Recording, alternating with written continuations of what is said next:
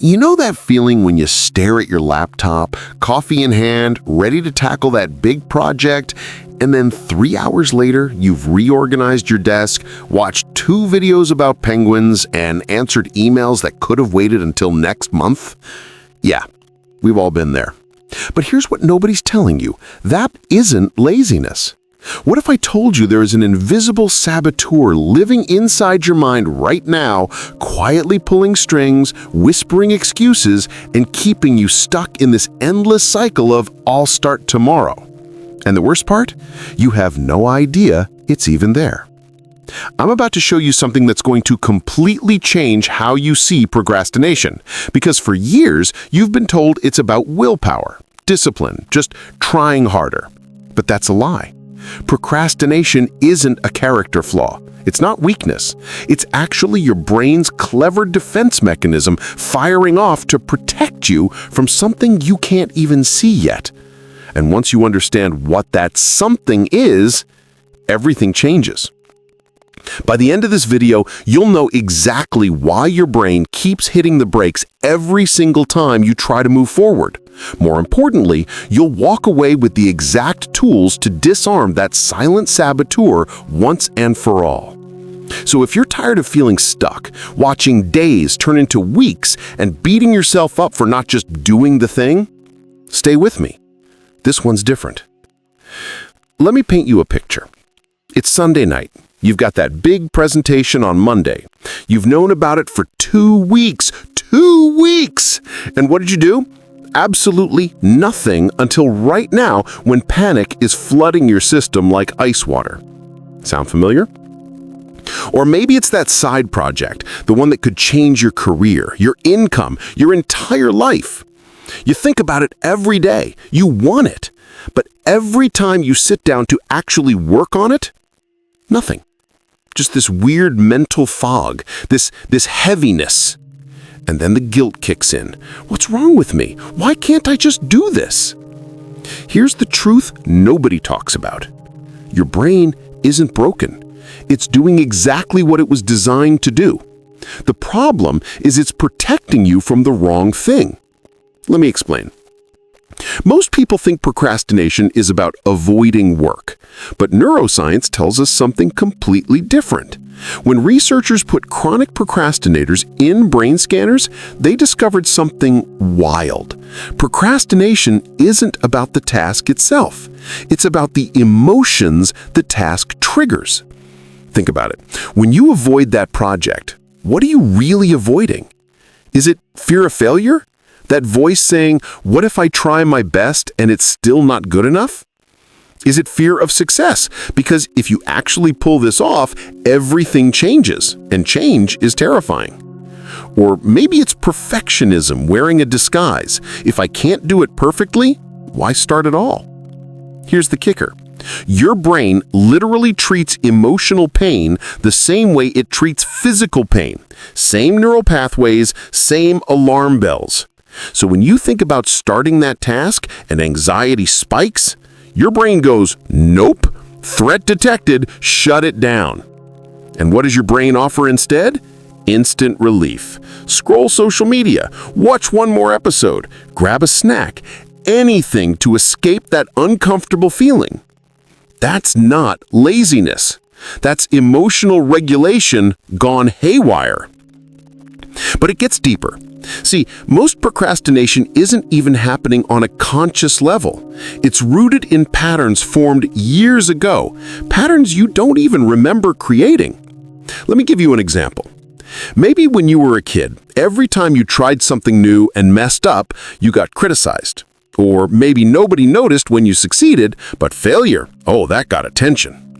Over time, your brain learned a simple equation. Trying equals potential pain.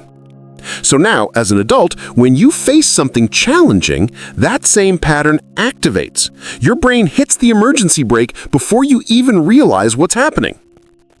Or here's another one. Maybe you grew up in chaos, unpredictability, and the only thing you could control was your time. So now, procrastination becomes this weird form of rebellion. Nobody tells me when to do this. I'm in control. Except you're not. The pattern is. These invisible scripts are running in the background 24/7, making decisions for you without your permission. And until you see them, they're in charge. Let's talk about what's actually happening in your brain when you procrastinate. There's this tiny part of your brain called the amygdala. It's ancient, primal. Its entire job is to keep you alive by avoiding threats. Then there's your prefrontal cortex, the rational part that plans, sets goals, thinks about the future. That's the part saying, we really need to start this. But here's the problem. When stress hits, the amygdala hijacks everything. It's like having a rational CEO trying to run a meeting while a paranoid security guard keeps pulling the fire alarm. And your amygdala doesn't care about your deadlines. It doesn't care about your dreams. All it knows is, this feels bad, shut it down. And what does your brain offer instead? Instant relief. Scroll social media, watch one more episode, grab a snack, anything to escape that uncomfortable feeling. That's not laziness. That's emotional regulation gone haywire. But it gets deeper. See, most procrastination isn't even happening on a conscious level. It's rooted in patterns formed years ago, patterns you don't even remember creating. Let me give you an example. Maybe when you were a kid, every time you tried something new and messed up, you got criticized. Or maybe nobody noticed when you succeeded, but failure? Oh, that got attention. Over time, your brain learned a simple equation. Trying equals potential pain. So now, as an adult, when you face something challenging, that same pattern activates. Your brain hits the emergency brake before you even realize what's happening. Or here's another one. Maybe you grew up in chaos, unpredictability, and the only thing you could control was your time. So now procrastination becomes this weird form of rebellion. Nobody tells me when to do this. I'm in control. Except you're not. The pattern is. These invisible scripts are running in the background 24/7, making decisions for you without your permission. And until you see them, they're in charge. We don't believe we're the kind of person who succeeds. I know, that sounds harsh, but stick with me. If your identity is built around being the struggling artist, or the person who almost makes it, or the one with so much potential but, then actually succeeding, that would shatter your entire sense of self. Your brain would rather keep you safe in familiar failure than risk the unknown territory of success. Think about it. How many times have you gotten so close to finishing something only to sabotage it at the last second?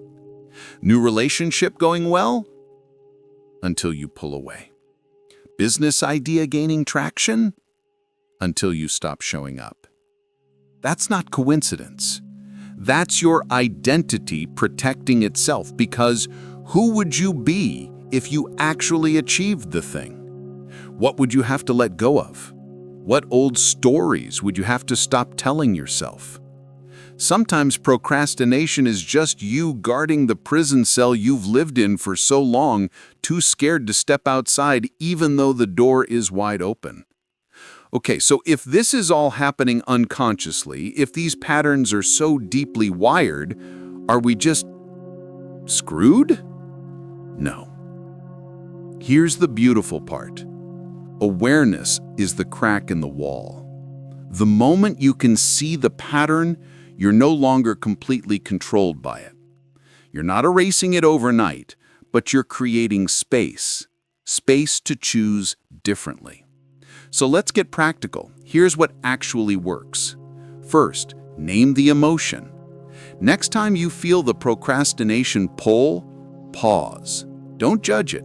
Just notice, oh, I'm feeling anxious, or this is fear of judgment. You're not trying to fix it yet, you're just pulling it into the light. Second, make it micro. Your brain freaks out at big tasks because they trigger overwhelm. So don't say, write the report. Say, open the document. That's it. Just open it. You're not tricking your brain, you're respecting how it works. Small actions bypass the threat response. And third, and this is huge, separate your worth from your output. You are not your productivity. Missing a deadline doesn't make you a failure. It makes you human. The more you can de-escalate the emotional stakes, the less your brain needs to protect you. But here's what nobody wants to hear.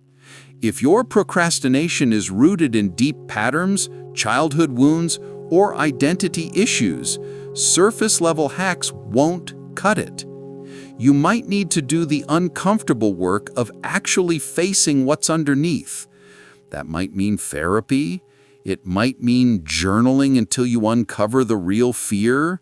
It might mean sitting with the discomfort instead of running from it. Because procrastination isn't the problem. Procrastination is the symptom. The problem is whatever you're trying so hard not to feel.